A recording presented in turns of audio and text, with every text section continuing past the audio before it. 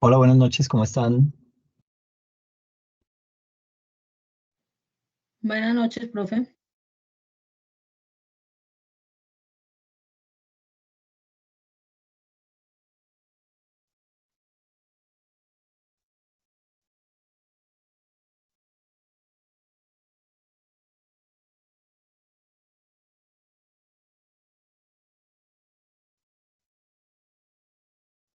Bueno, entonces, simplemente antes de comenzar, para recordarles que este fin de semana es la entrega del taller final, para que lo tengan presente y pues que se reciben actividades hasta el domingo a la medianoche, que es cuando está programada la plataforma, ¿listo? Bueno, la sesión pasada pues habíamos visto temas específicos de todo lo que tiene que ver con los estados financieros.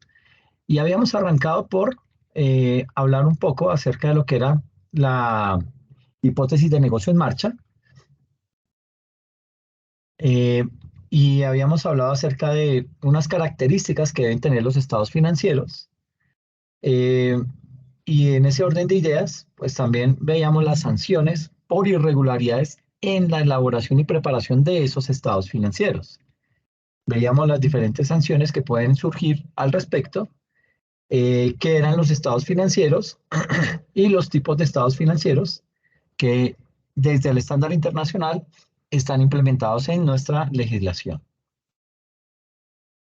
Veíamos cómo eran las diferentes opciones que se tienen desde las pymes para presentar informes financieros. Veíamos que habían tres opciones. Y en ese orden de ideas, digamos que habíamos visto lo que era el estado de situación financiera, con algunas características. Estábamos viendo el estado de situación financiera del BBVA y entrábamos a mirar, digamos que habían formas de presentar ese estado de situación financiera. Esto, digamos que también ahí hacíamos énfasis en lo importante que era todo el tema que tiene que ver con las notas a los estados financieros, que son todas estos numeritos que aparecen acá. Esos son las notas a los estados financieros. Y otra característica es que el estado financiero debe ser comparativo. Entonces se muestra el periodo inmediatamente anterior comparado con el periodo vigente.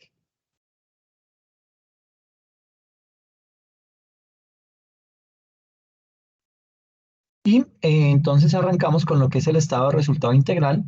Este, digamos que este estado financiero, eh, bueno, básicamente en este tipo de estados lo que se hace es que se relacionan los ingresos que obtuvo la organización, pero también se tiene en cuenta los costos y los gastos en los que tuvo que incurrir esa organización. ¿Para qué? Para poder generar esos ingresos, ¿ok?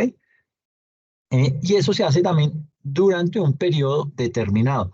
Vuelvo y digo, pues muchas empresas por lo general lo hacen una vez al año, al final del año, que es lo que ordena la ley, que mínimo se haga una vez al año, pero puede haber empresas que lo generen semestralmente, bimestralmente, trimestralmente, cada uno pues lo organiza dependiendo a su manera, pero lo obligatorio es que sea por lo menos una vez en el año.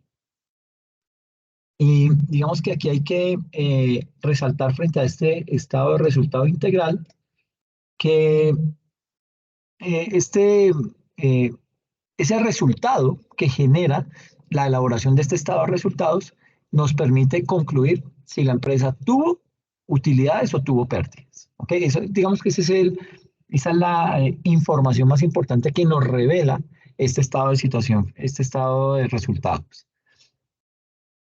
Eh, También, y enfocándonos puntualmente en lo que es el estado de resultado integral, este estado de resultado integral, pues obviamente es un informe, pero es un informe que contiene el resultado del periodo y adicional a ese resultado del periodo, es decir, contiene todos los ingresos, costos, gastos, me genera la utilidad o la pérdida, pero al ser integral, este tipo de estado financiero me va a, digamos que me va a reflejar dentro de ese mismo estado otras partidas que le permiten al usuario poder evaluar de una forma global todo lo que es la operación de la entidad. En ese orden de ideas, digamos que para la evaluación de la operación de esa entidad o de cualquier entidad, básicamente, digamos que los diferentes usuarios, ¿qué hacen ellos? Revisan este estado de resultado integral. ¿Por qué lo revisan y por qué es tan importante? Porque básicamente este estado de resultados expone esa relación que existe entre lo que son los costos, los gastos y los ingresos que ha percibido la organización, pero también tiene implícito o tiene inmerso dentro de este estado de resultados u otras partidas puntuales que están relacionadas con el patrimonio de la organización. Al respecto, les voy a compartir aquí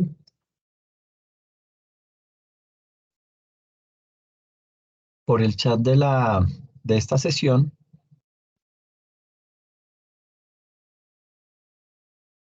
un video en donde se explica cómo se elabora este tipo de estado de resultados, ¿ok? Para que lo puedan ver con más tranquilidad. Ay, me equivoqué. Para que lo puedan ver con más tranquilidad y con completa calma desde la comodidad de su casa. Eh, digamos que, bueno, aquí nos dice que el estado de resultado integral y puntualmente hace énfasis en la sección 5 del estándar para pymes, y ahí nos indica que de acuerdo con los requerimientos de esa sección 5, el estado de resultados es una medida del rendimiento de la actividad de una entidad. ¿Por qué el rendimiento? Porque me va a determinar con base en los ingresos y con base en los costos y gastos si yo fui capaz como organización de generar utilidad o pérdida. ¿Okay? A eso se le llama rendimiento. Y básicamente es esa, digamos que me determina qué tan bueno fue el rendimiento que tuvo la organización dentro de ese periodo contable, y aquí mismo en ese estado de resultados se relaciona directamente con la presentación de lo que les digo, los ingresos, los gastos y los costos de un periodo específico. ¿Ok? Y adicional, otra característica importante de este estado de resultado integral es que se denomina estado de resultado integral al informe que, para efectos del reporte de información, incluye las partidas no solo del estado de resultados, como ingresos de actividades ordinarias, costos financieros, participación en asociadas, participación en entidades de forma conjunta, gastos por impuestos, entre otras, sino que adicionalmente incluye unas partidas de situaciones relacionadas con resultados no realizados que son presentados desde el patrimonio y que muestran una serie de flujos futuros de utilidades. Entonces, de esto digamos que se puede concluir que este estado de resultado integral es, bueno, termina siendo un informe, pero un informe que contiene puntualmente el resultado de ese periodo y también contiene otras partidas que le permiten a esa organización o al lector de ese estado financiero evaluar de una forma global toda la operación de la entidad. Y digamos que acá, en cuanto a lo que tiene que ver a su estructura como estado financiero, pues ese estado debe contener el resultado del periodo, debe contener las partidas de otro resultado integral y el resultado integral total. ¿Okay? Entonces, digamos que el estándar para pymes requiere que una entidad presente su resultado integral total, y para eso permite dos enfoques entre los cuales la entidad puede elegir. Entonces, básicamente, aquí entraríamos a hablar acerca de lo que es el mismo estado de resultado integral, pero mirando cómo lo podemos presentar. Entonces, todo eso está en el marco del párrafo 3.7 del estándar para pymes, en donde nos indica que el reporte de los resultados de una entidad hace parte del conjunto de los estados financieros. Y esto puede presentarse en cualquiera de las siguientes formas. La primera opción es en un solo estado de resultado integral, tal cual como lo vemos acá. Y dentro de ese estado de resultado integral se incluye la información sobre la partida de los resultados del periodo y las partidas adicionales del otro resultado integral. Entonces es como si fuera un solo estado, pero con dos secciones. La primera, el estado de resultado integral, que es el que me arroja si hubo utilidad o pérdida, ¿sí?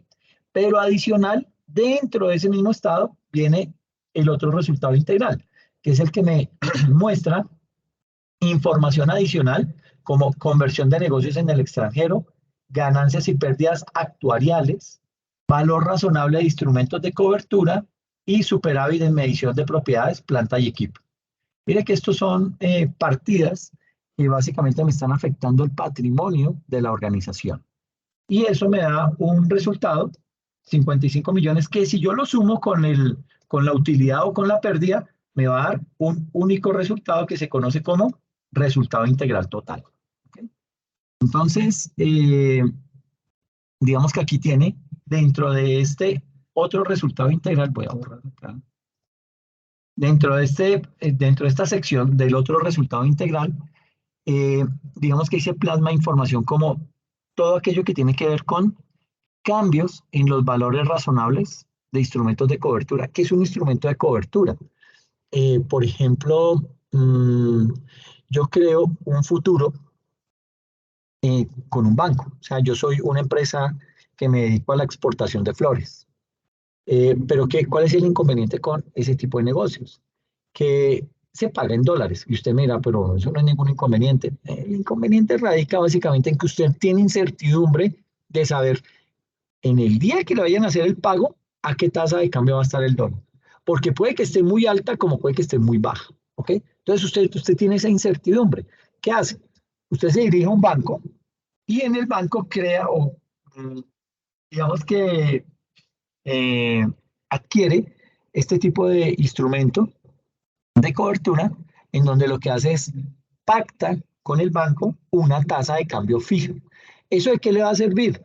Pues digamos que lo protege de esos cambios de la moneda, que tiene nuestra moneda sobre todo, que un día sube, un día baja, que hoy habló Petro, que ayer no se pronunció, cualquier cosa genera cambios en la tasa de cambio. Entonces, desde esa óptica, pues el nivel de incertidumbre es alto. Y si a eso se le suma que dependiendo de lo que le vayan a pagar, pues usted va a tener que cubrir obligaciones laborales, va a tener que cumplir obligaciones con proveedores, etcétera, etcétera, pues eso le va a generar aún más un mayor grado de incertidumbre. Entonces, con esa cobertura, usted lo que hace es que pacta una tasa de cambio. Y usted me dice, bueno, ¿cómo me pacta eso? Porque es que nadie sabe qué va a pasar de aquí a futuro, nadie sabe qué chiripiorca le va a dar a Petro y va a salir a decir algo y eso afecta la tasa de cambio. Entonces, eh, pues digamos que el banco me hace una propuesta, me dice, mire, don Alexander, como la tasa de cambio está fluctuando tanto y de aquí a 2 meses, nuestro estimativo es que la tasa de cambio esté en 3.800. Entonces le vamos a pagar, vamos a crear un instrumento de cobertura de 3.800. Digo, no, pero pues, 3.800, pero si hoy está en 4.000, supongamos, yo no sé cómo está el dólar hoy, supongamos que está a 4.400. Yo le estoy perdiendo 600 pesos. Digo, no, negociemos, déjemelo al menos en 4.100. No, no, no, 4.100 no se puede, no sé qué, ¿no? Dejémoslo en 4.000. Bueno, listo, 4.000 pesos. Entonces, ¿eso qué le garantiza? Que el día que le consignen, sea que el dólar esté alto, sea que el dólar esté bajo, a usted sagradamente le van a comprar, le van a convertir esos dólares a una tasa representativa de 4.000 pesos cada dólar. ¿Ok? Y pues digamos que con eso ya usted puede hacer cuentas, usted ya se puede proyectar, usted se puede endeudar, puede hacer, digamos que ya cuenta con que esa plata le va a llegar constante y sonante. Entonces ya pues digamos que tiene usted una mayor tranquilidad por un lado, pero puede hacer proyecciones por el otro. ¿Ok? También dentro de esa sección de otro resultado integral se reflejan lo que son las ganancias y pérdidas actuariales. eh, Todo esto, digamos que eso que están marcados dentro de esas ganancias y pérdidas actuariales, están dentro de la sección 28 de, mm, de lo que se considera como los beneficios para los empleados. ¿Ok? También contiene acá lo que son las ganancias y pérdidas que son originadas de negocios en el extranjero, que son diferentes a las transacciones que se han realizado en moneda extranjera y todo lo que tiene que ver con los cambios en el superávit por revaluación de propiedades, planta y equipo. Entonces, digamos que estos son como los ítems que se consideran dentro de ese estado de resultado integral. ¿Okay? Entonces, aquí tenemos los ingresos diarios, 100 millones de ingresos diarios, ingresos ordinarios, los gastos ordinarios, 15 millones, los costos financieros, 2 millones, participaciones en asociadas no tenemos, resultados en operaciones discontinuadas no tenemos, gastos por impuestos, 3 millones 500. Eso me muestra que tengo un resultado de 79 millones 500. Obviamente esto está pues súper infladísimo, por lo general la suma de los costos y gastos da más o menos entre el orden del 50 y el 70% de los ingresos. Entonces me quedaría casi con una utilidad únicamente del 30% y sobre esa utilidad es que se va a calcular el impuesto de renta. ¿Ok? Y luego en el otro resultado integral viene lo que es la conversión de negocios en el extranjero, las ganancias y pérdidas actuariales, el valor razonable de instrumentos de cobertura y el superávit en medición de propiedades, planta y equipo. Esta es la primera opción. Ahora, hay otra opción de presentar este estado de resultado integral. Eh, digamos que aquí tenemos otra, digamos que podemos presentarlo como si fueran dos estados financieros, cada uno por aparte. Eh, digamos que en uno tenemos el estado de resultados separado, este, ¿sí? Y por el otro tenemos el estado de resultado integral, pero también preparado de forma separada. Cada uno son mundos aparte. Entonces, en ese otro estado, en ese otro resultado integral, eh, hay que incluir el resultado al inicio, es decir, esa utilidad o pérdida que me dio acá, en este estado de resultados, arranco yo este otro resultado integral con esa utilidad o con esa pérdida, ¿ok? Yo ya entro de una con 79 millones 500 mil y empiezo a delimitar qué partidas hacen parte del otro resultado integral. Entonces, conversión de negocios en el extranjero por 20 millones, ganancias y pérdidas actuariales por 15, valor razonable de instrumentos de cobertura 8 y superávit en medición de propiedades, planta y equipos 12, para un total de 55 millones que sumado a esta utilidad que traía me da un total de 134 millones 500 mil. Entonces, básicamente, aquí en esta diapositiva, eh, lo que se puede, digamos que decantar de estos dos estados financieros, básicamente podemos decir que la diferencia está, o esa diferencia radica en la forma de presentar las partidas del estado de resultados y la forma de presentar las partidas del otro resultado integral. Y aquí hay que tener en cuenta que las partidas de ese otro resultado integral ya hacen parte del patrimonio, a diferencia de esos 79 millones 500 mil que son fruto de qué? De esa utilidad o de esa pérdida que me arroja el resultado del ejercicio. Entonces, digamos que así es como se presenta este componente, esta otra forma de presentar los estados de resultados integrales. Y digamos que eh, cuando hay unas partidas de otro resultado integral, se pueden dar situaciones como que en caso que la entidad, la pyme, la empresa, no tenga movimientos en esas partidas, situación que generalmente ocurre en las pymes, eso no es muy normal que eso se dé, pero digamos que digo que no es muy normal que se dé el manejo de ese tipo de partidas en las pymes, porque las pymes por lo general hacen sus negocios, viven con 5 o 6 clientes a lo máximo y ya con eso se defienden, con eso se bandean. Pero digamos que por ese tipo de característica, pues digamos que la entidad casi que no presenta movimientos en esto otro denominado otro resultado integral. ¿Sí? Entonces, ¿por qué? Por lo limitado de sus operaciones. Entonces, eso hace que este tipo de actividades no se vean reflejadas en algún momento dentro de un estado de situación financiera, dentro de un estado de resultados. Ahora, en caso que la entidad no tenga movimientos en esas partidas que tenemos ahí resaltadas, eh, digamos que se puede llegar a presentar un estado de resultado integral, pero es un estado de resultado integral que tiene un enfoque de único estado y eso termina en un resultado y una nota que mencione que no se presentaron partidas de otro resultado integral, porque eso se puede llegar a dar, ¿ok?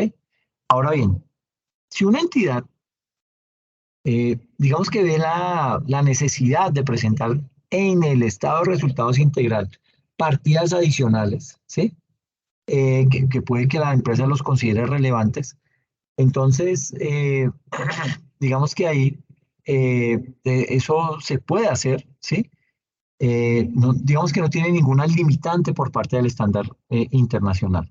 Ahora, ese estándar para pymes, digamos que tampoco restringe la inclusión de esos elementos que están reflejados en el otro resultado integral, excepto en lo relacionado con la clasificación de los ingresos y gastos en ordinarios y extraordinarios.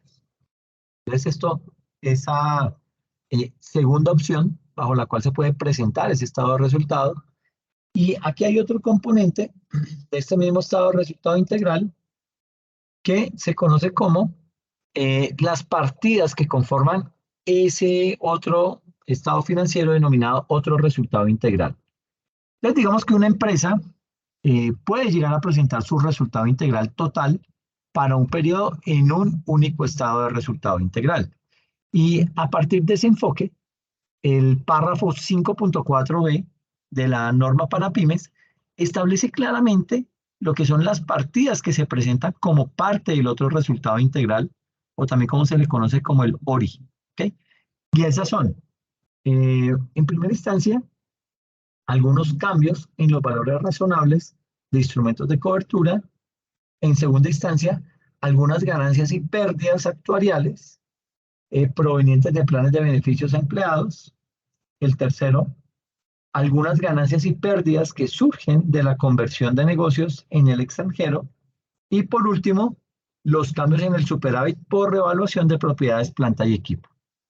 Entonces, digamos que hay que contemplar todo esto. ¿Por qué? Porque es que yo sé que la sección 14 del estándar para pymes establece que si una entidad mide ese tipo de inversiones y lo hace utilizando el método de participación patrimonial, ¿qué está haciendo? Está reconociendo su participación tanto en el resultado como en el otro resultado integral de la entidad participada.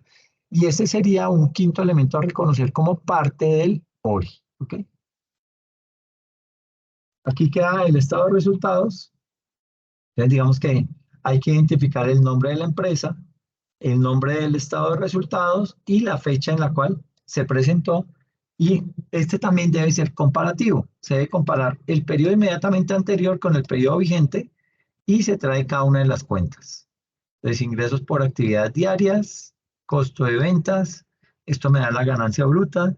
Aquí a esto le resto, le sumo otros ingresos, le resto lo que son los costos de distribución, los gastos de administración, eh,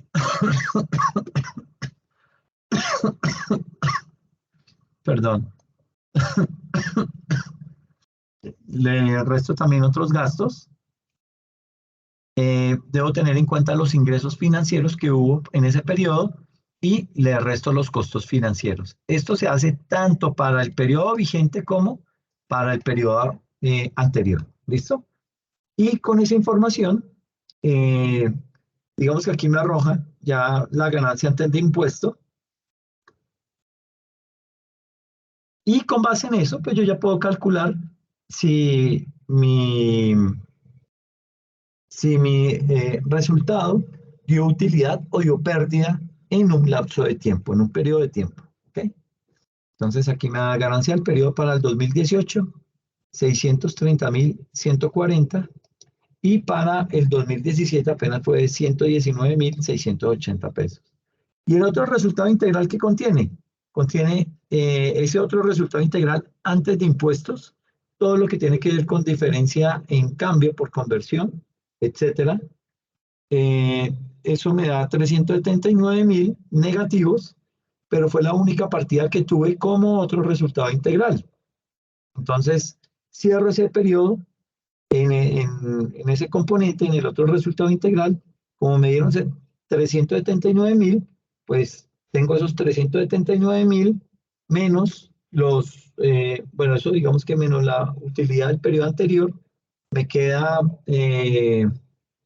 un resultado integral total del año de 251.140. Lo mismo pasa con el 2017. Se tiene un ORI antes de impuestos diferentes de cambio por conversión, tal y como lo explicaba, y tiene otro resultado integral del año fruto del método de impuesto por valor de 152.000. Y tenemos estos, básicamente ahí lo que estamos haciendo es tomando esa utilidad que nos dio en el periodo pasado, los 119.680 más estos 152.000, me da los 271.680 pesos. ¿Ok? Tengan mucha precaución con este ejercicio porque esto sale, bueno, un ejercicio muy parecido en el taller. Entonces, como para que lo tengan ahí presente. Ah, no, perdón. No, esto no sale en el taller. Ustedes tienen, creo que un video. Bueno, ahorita miramos la actividad. Mm, bueno, bien esto. Eh, y aquí viene entonces otro estado que resulta ser bien importante. Y no solamente digamos que no solamente es importante el estado de flujos de efectivo para la organización, sino que también es importante para terceros con los cuales la empresa tiene algún tipo de nexo. Entonces, ¿quién es un tercero? De pronto, un tercero interesado en la organización, los bancos, ¿sí? El gobierno, etcétera.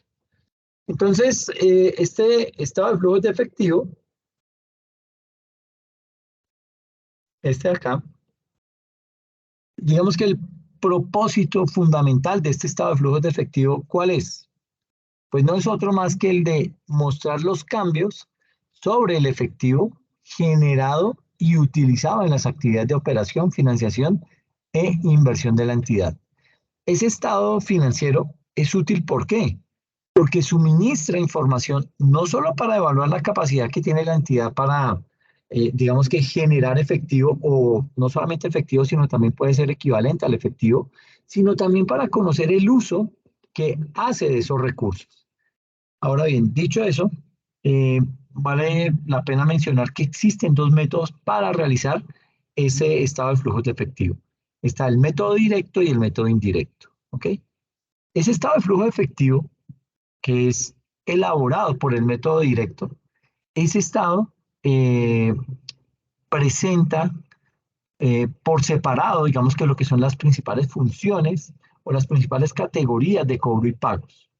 Y además, el método indirecto, digamos que inicia presentando la ganancia o pérdida en términos netos, que luego son corregidos por el efecto de las transacciones no monetarias. Aquí les voy a compartir un par de videos.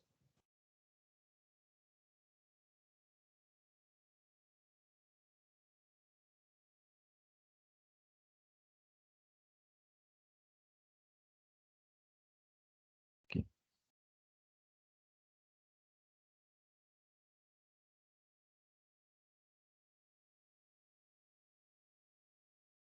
Esos dos videos básicamente hablan de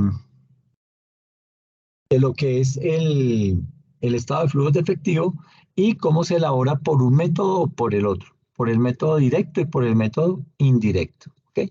Entonces, como para que lo puedan ver, pero no son videos tan largos, entonces creo que eh, es fácil el poderlos ver, poder abordar esos videos y poderlos ir estudiando. ¿Ok? Como les decía, pues ese estado de flujos de efectivo tiene varias características.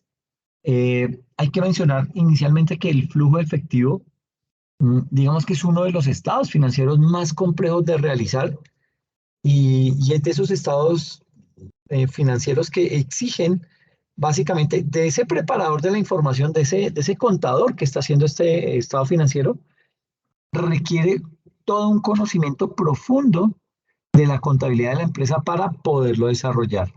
Y obviamente, pues que a su vez este estado de flujo de efectivo es una herramienta elemental para todo lo que tiene que ver con el análisis financiero.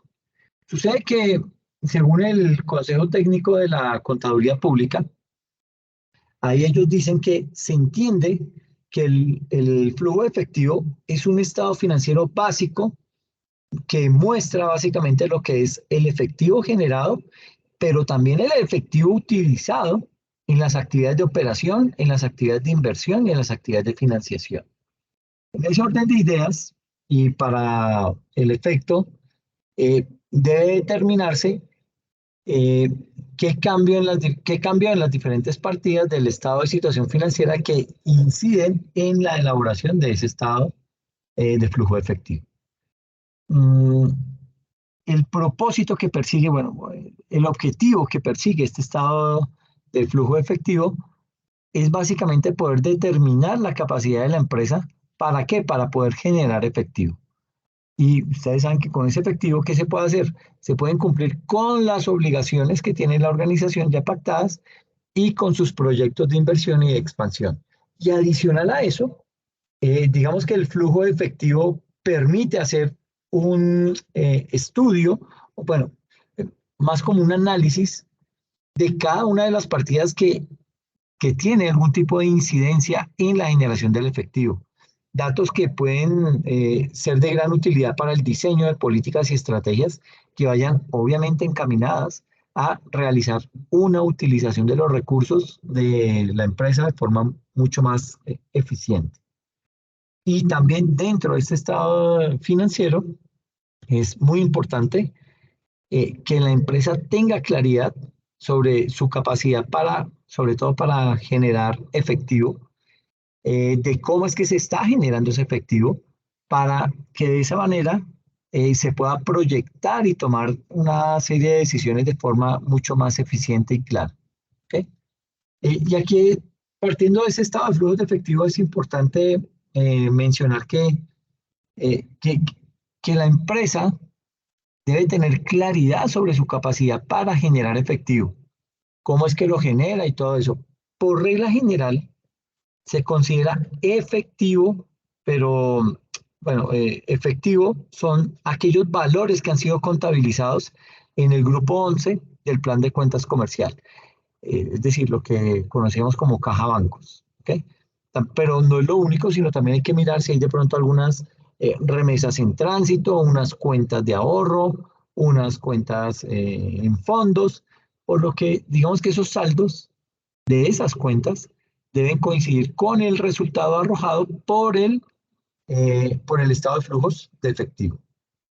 Entonces, como les decía, pues el Consejo Técnico ha separado este estado de resultados en tres tipos de actividades: unas actividades de operación, otras actividades de inversión y por último unas actividades financieras. ¿Ok?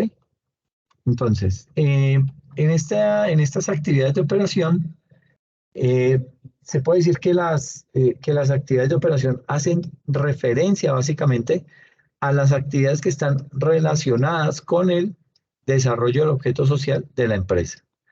Esto es, ¿qué quiere decir eso? Digamos que está haciendo énfasis en la producción o comercialización de sus bienes o la prestación de servicios. Y dentro de esas actividades de operación, entre esos elementos a considerar, tenemos la venta y compra de mercancías, los pagos de servicios públicos, de nómina, de impuestos, etcétera. Y digamos que en ese grupo encontramos las cuentas de inventarios, cuentas por cobrar y por pagar, pasivos relacionados con la nómina y los impuestos. ¿Ok? Y la otra que son las actividades de inversión. Aquí digamos que esas actividades de inversión hacen referencia a las inversiones de la empresa, pero que tiene la empresa en activos fijos. ¿Ok? Por ejemplo, en compra de inversiones también aplica, en otras empresas, compro otros títulos, valores, etcétera, etcétera. Y aquí lo que se está haciendo es que se incluyen todas las compras que la empresa haga diferentes a los inventarios y a los gastos destinados al mantenimiento o incremento de la actividad productiva de la empresa, pues hacen parte de ese grupo las cuentas correspondientes a la propiedad, planta y equipo, todo lo que tiene que ver con los intangibles y las de inversiones. Pues obviamente siempre y cuando existan dentro de la contabilidad de la empresa.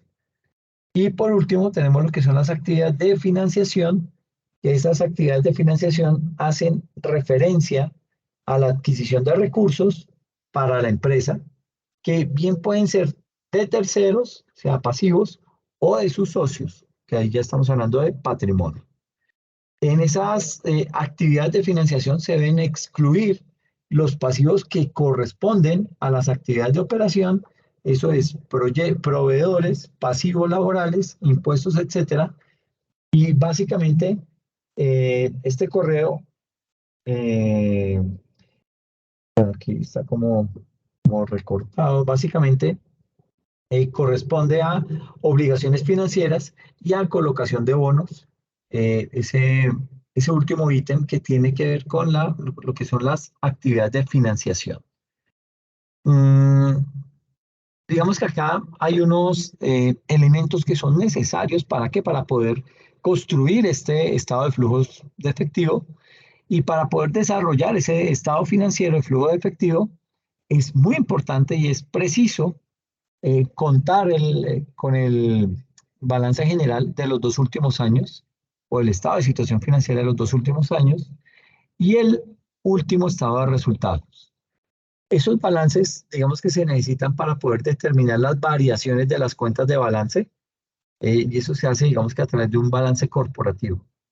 Y aquí es bien importante contar también con las notas a los estados financieros en donde conste ciertas eh, operaciones que hayan implicado la salida o entrada de efectivo o de partidas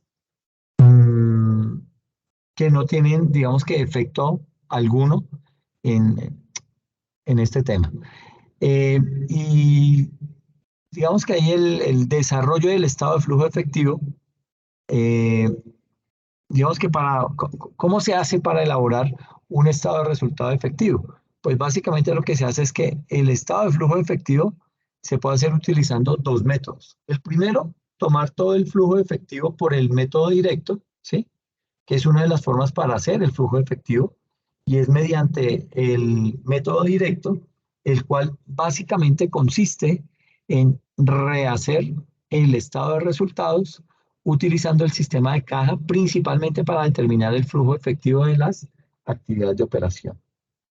Mm, digamos que por cuestiones de, ¿cómo le dijera?, de facilidad, bueno, es que fácil, por cuestiones de simplicidad, haremos un estado de flujo efectivo en su forma más elemental para poder lograr que en lo posible se comprenda el procedimiento que se va a seguir.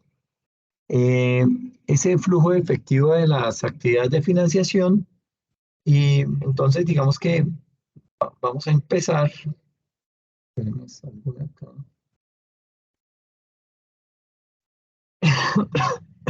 Vamos a mirar cómo es que se hace un estado de estos de flujo efectivo. Entonces lo primero que se hace es arrancar por el flujo efectivo en lo referente a las actividades de financiación. ¿Ok? Entonces, ¿qué información nos pide acá? El recaudo de clientes, ¿sí? A ese recaudo de clientes se le resta lo que son los pagos laborales, se le resta lo que son los pagos a proveedores, se le resta los pagos de gastos, se resta todo lo que tiene que ver con los costos, se resta el pago de impuestos y el pago de gastos financieros también. Digamos que aquí, si le ponemos números al recaudo de clientes, sería 100.000 pesos. Pagos laborales que ascienden al orden de los 20.000, pago a proveedores 30.000, pago de gastos 10.000, 25.000. ¿Listo? Entonces, básicamente lo que se hace es empezar a mirar cómo, digamos que aquí hago la operación, tengo los 100.000 y le resto 20, me quedan 80, menos 30 me quedan 50, menos 10 me quedan 40, menos 15 me quedan 25, menos 5, me quedan 20, menos el pago de gastos financieros, 5.000. eh, entonces, digamos que esto así me da que el efectivo generado en las actividades de operación es de 15.000 pesos. ¿Ok? Obviamente este es un ejercicio muy básico, muy traído de los cabellos, pero nos sirve como para dar un poco de contexto frente al tema. Tenemos también el flujo efectivo en actividades de inversión, ¿sí? Para esto, ¿qué se pide? La venta de inversiones, digamos que en nuestro caso dio 70 millones, la venta de un vehículo usado por 20 millones, la compra de maquinaria, y aquí, digamos que con esa compra de maquinaria hay que tener mucha precaución porque eh, digamos que hay que tener ese componente bien claro para poder extraer las cifras de donde son. Es decir, cuando hablamos de esa compra de maquinaria, me indica que en las notas a los estados financieros del estado de situación financiera debe haber una sección que me indique si esa cuenta tiene hoy en día un fondeo que, que, que se puede estar haciendo en ese momento para ese componente, para lo que es el flujo efectivo en la actividad de inversión. Y luego viene lo que es la compra de inmuebles. Entonces, esto me da los 70 más los 20 menos los 80 menos 10. Esto me da 90 menos 90 me da 0. El efectivo generado en esas actividades de inversión. Y ahora entremos a lo que es el estado de cambios en el patrimonio. Digamos que el estado de cambios en el patrimonio eh, tiene, mm, tiene dentro de sus propósitos poder informar a los usuarios a los usuarios de la información financiera sobre las variaciones presentadas en la cuenta de patrimonio. Y sobre ese estado, el párrafo 6.3 del estándar para pymes reestablece que la información mínima que debe contener es la siguiente. Entonces acá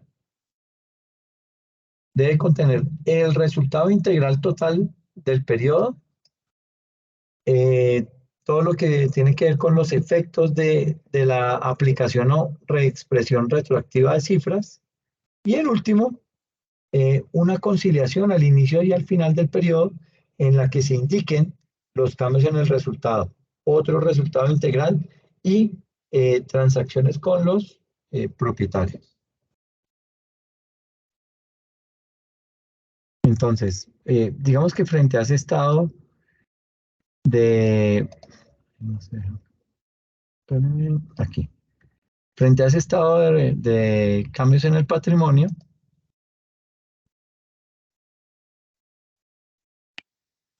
les acabo ahí de compartir un video en donde digamos que van a poder ahondar más en ese estado de cambios en el patrimonio y saber cuándo es malo, cuándo es bueno, poder hacer una lectura muy acorde a ese tema porque eso es bien relevante, sobre todo para terceros que o bien sean nos vigilan o que de pronto nos piden información al respecto. ¿Ok?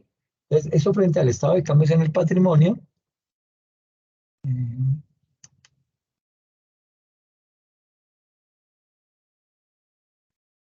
Y hablemos ahora acerca de lo que son las notas a los estados financieros, que es algo bien, bien importante, aunque pues aquí digamos que en estos estados que estuvimos viendo no le colocamos notas, pero se supone y la buena práctica dice que todo aquello que usted refleje en algún estado de situación financiera, pues que tenga alguna norma que lo respalde o que explique cómo es que se hicieron ese tipo de transacciones al interior de la organización. Entonces, esas notas a los estados financieros, entonces, ¿cómo se elaboran esas notas a los estados financieros? Eh, Como les decía, pues las notas a los estados financieros, ¿qué hacen? Reflejan la información que se necesita para las normas internacionales Y de esa manera, ¿qué hace? Ayuda eh, de esa forma a entender las cifras que están siendo reportadas en esos estados financieros. ¿Ok? Esas notas a los estados financieros se anexan y hacen parte de los estados financieros. ¿Ok? Eso no es que sea aparte, no es que sea, no, por el contrario, se hace el estado, por ejemplo, el estado de resultados y eh, se aseguran de que todo lo que está ahí está bien elaborado. Y bueno, aquí entonces, frente a esto, hay que decir que esas notas a los estados financieros permiten que un usuario entienda las políticas contables que han sido utilizadas hasta el momento en que estaban esas, digamos que antes de terminar el periodo contable. Entonces, esas notas a los estados financieros permiten que un usuario entienda las políticas contables que se utilizan al interior de esa organización. eh, y en ese orden de ideas, entonces, básicamente, pues aquí ya casi que podemos decir que lo que hacemos es que vamos a entrar a ver cómo se elaboran esos estados financieros, ¿listo? Sucede que esas notas a los estados financieros, ¿qué hacen? Esas me dan una información mucho más precisa, ¿sí? Y aparte, eso me permite que un usuario entienda las políticas contables que han sido utilizadas para la elaboración de los estados financieros y las evaluaciones emitidas por la gerencia que pueden, digamos que, afectar esos informes. Entonces, lo primero que hay que decir es que una declaración en la que se exponga que los estados financieros han sido elaborados cumpliendo con el estándar internacional de pymes. Mm, Esa es un poquito compleja, ahorita lo vemos. Adicional a eso, eh, un resumen de las políticas contables significativas. Tercero, información de apoyo para todo lo que son las partidas presentadas en los estados financieros en el mismo orden en que se presente cada estado de cada partida. ¿Ok? Esto para evitar roces. Mm, y básicamente la elaboración de ese salón, pues básicamente, eh, pues digamos que ahí está eh, varios aspectos que vamos a mencionar acá. ¿Cómo se elaboran las notas de los estados financieros? Pues básicamente son una declaración en la que se expone que los estados financieros han sido elaborados cumpliendo con el estándar internacional para pymes. En segunda instancia, eh, toma un resumen de las políticas contables significativas aplicadas. En tercera, información de apoyo para las partidas presentadas en los estados financieros en el mismo orden que bajo ese mismo orden en que se presente a cada estado y cada partido.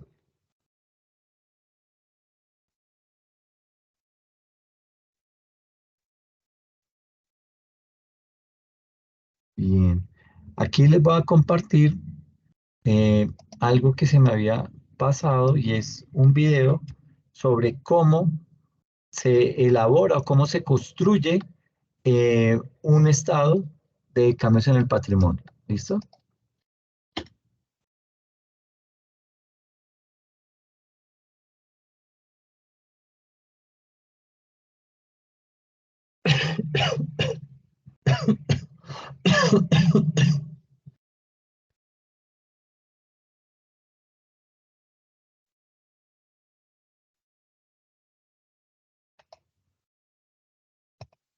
No.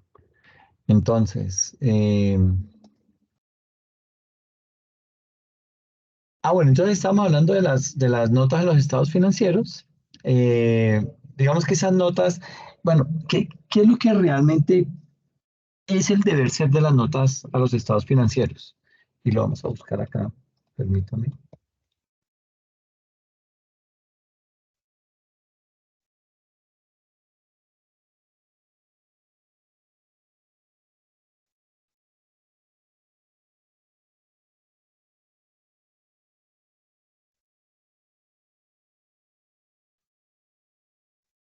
Entonces, ¿cómo redactar las notas de los estados financieros? Y esto es un problema que se le presenta por lo general al comienzo a las organizaciones mientras empiezan a entender toda la temática y ya después se vuelve algo mecánico, pero aquí nos dan unas recomendaciones para elaborar esas notas a los estados financieros. Les voy a compartir esta URL para que también la puedan ver en cualquier momento. Básicamente aquí lo que nos dice es que las notas de los estados financieros deben incluir un resumen de las políticas contables significativas que la entidad ha utilizado para preparar su información. Al redactar ese resumen es difícil, digamos que establecer qué es lo que se considera significativo y qué no es tan significativo.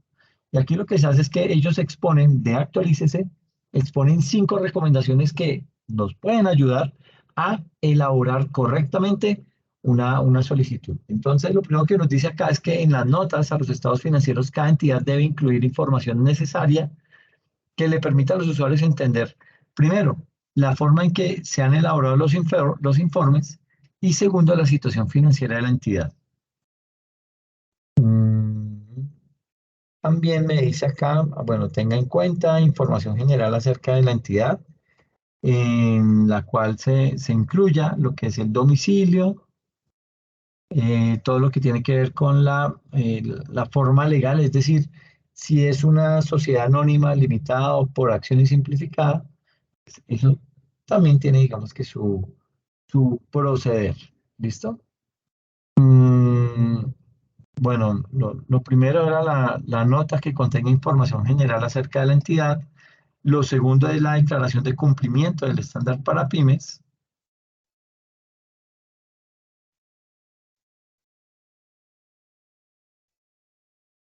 Aquí tenemos lo que es la declaración de cumplimiento del estándar para pymes, un resumen de las políticas contables significativas y todo lo que se conoce como la información de apoyo a cada partida en los estados financieros. Y la última, otra información que se requiere revelar lo que son las recomendaciones para redactar las notas de los estados financieros. Y aquí nos dice que al redactar el resumen de esas políticas contables, que son significativas, es difícil determinar cuándo una política contable se considera significativa y cuándo no. ¿Por qué? Porque algunas entidades terminan revelando eh, políticas contables que no son necesarias para la comprensión de los estados financieros y otras, por el contrario, omiten información útil para que los usuarios relevantes eh, sean los que desarrollen ese tipo de actividad. Entonces aquí está digamos que es el documento más completo que hay a nivel de a raíz de lo que son las notas a los estados financieros. Y volvamos aquí a nuestro PowerPoint.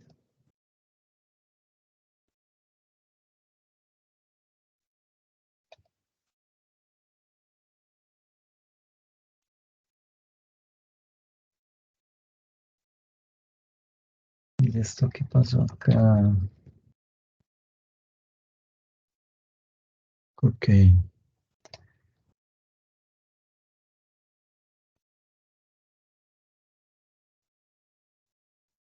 Entonces, básicamente, ¿cómo se elaboran los estados financieros? Aquí podemos decir que los estados financieros, independientemente del que sea, estado de situación financiera de apertura, el estado de resultados integral, el de cambios en el patrimonio, el de flujo efectivo, independiente en el cual estemos en ese momento, eh, nos hacemos esta pregunta: ¿cómo se elaboran los estados financieros? Entonces, básicamente, sucede que los estados financieros son el producto de un proceso contable que consiste en...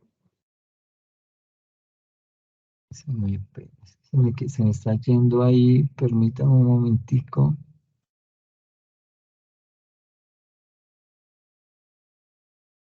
Ok, entonces lo primero que nos dice es que para elaborar esos estados financieros debemos tener presente lo que es el reconocimiento de esas partidas del activo o del pasivo, ese reconocimiento que hace, pues es el que me indica si el hecho económico corresponde a un movimiento de activo, pasivo, ingreso o gasto. ¿Ok? En segunda instancia, lo que es la medición inicial y posterior, eh, esa medición inicial y posterior se determina, eh, básicamente se determina el valor por el cual será reconocido el hecho económico en el momento en que se incorpora a la contabilidad, en ese momento de partida, ¿ok? O cuando se va a presentar la situación que ya es algo posterior. ¿Listo? Eh, digamos que frente al tema de la presentación, que es el tercero que tenemos acá, esa presentación ahí se ponen los estados financieros en conocimiento de todos los terceros interesados en esa información contable. Y la última, que es la revelación, esa revelación consiste en informar el origen de todos los hechos económicos. ¿Ok? Digamos que entre los datos que hay que revelar, también se incluye información que, aunque no haya sido incorporada dentro de los estados financieros, sea considerada de suma importancia en la toma de decisiones. Esos estados financieros, digamos que son el resultado del anterior proceso y para emitirlos, digamos que hay que pasar por un adecuado cierre contable. Y entonces, ¿qué es un cierre contable? Porque nos vamos metiendo cada vez en más términos. Eh, digamos que ese cierre contable es una actividad, pero es una actividad anual porque la gran mayoría de empresas tiene pactado desarrollar como mínimo un estado de resultado integral al año. Entonces, ese cierre contable es una actividad anual que consiste en determinar el resultado, es decir, la utilidad o la pérdida de una compañía en un periodo específico, para lo cual se revisan todos los ingresos, todos los costos y gastos de la compañía con el único objetivo de verificar su correcta contabilización. Entonces, y frente al tema de la utilidad o de la pérdida, se determinan si hubo utilidad o pérdida, se determinan al restar los costos y los gastos de los ingresos que se han obtenido en la organización.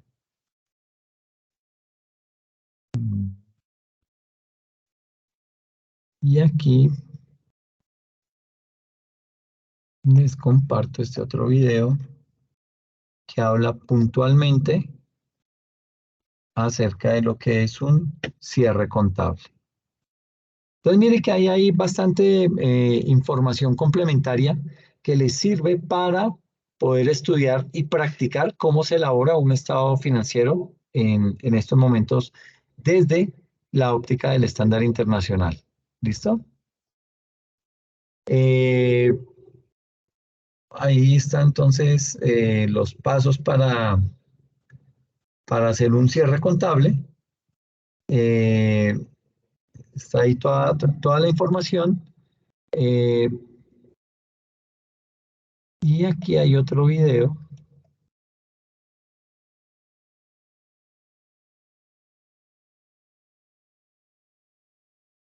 Ya lo comparto.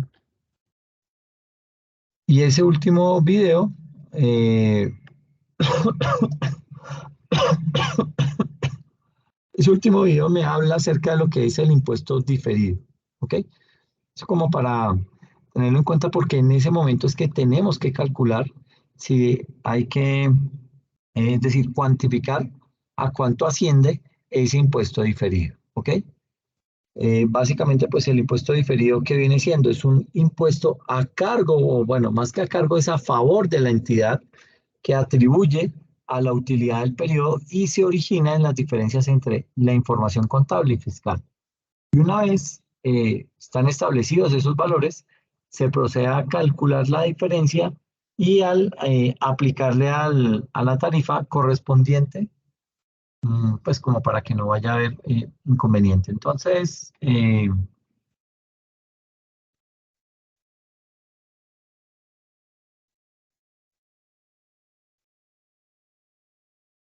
Listo, yo creo que esta de la conciliación fiscal, que ahí está el video, yo creo que es mejor que primero vean el video que les compartí ahí, porque es bastante, digamos que es muy didáctico y les va a servir para entender cómo es que se elabora y de esa forma pues tener claros esos conceptos. Entonces les recomiendo mucho, vean esos videos que están ahí publicados.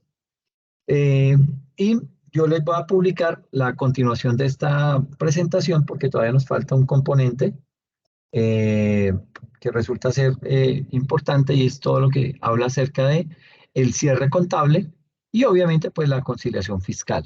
¿Listo? Entonces yo termino ese video, se los publico ahí.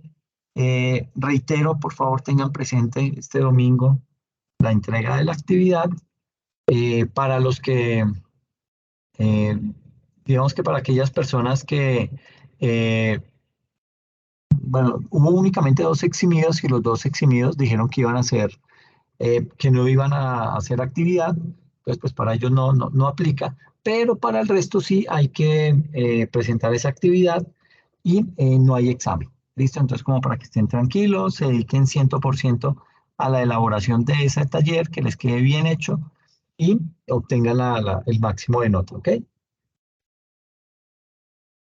No sé si de pronto tienen alguna inquietud.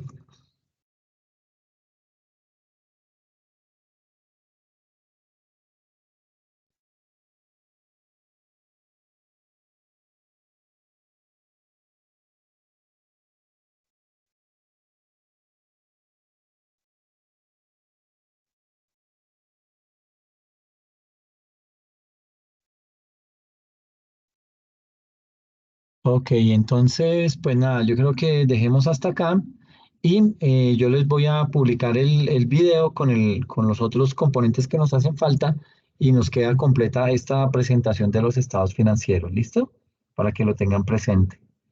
Eh, pues por mi parte no es más, les agradezco mucho la asistencia y pues, bueno, esta es ya la última sesión, ¿no? Les agradezco mucho la asistencia, la participación que tuvieron a lo largo de la clase, entonces eso lo agradezco y lo valoro mucho. Y pues nada, nos estamos viendo en otras materias más adelante, ¿ok?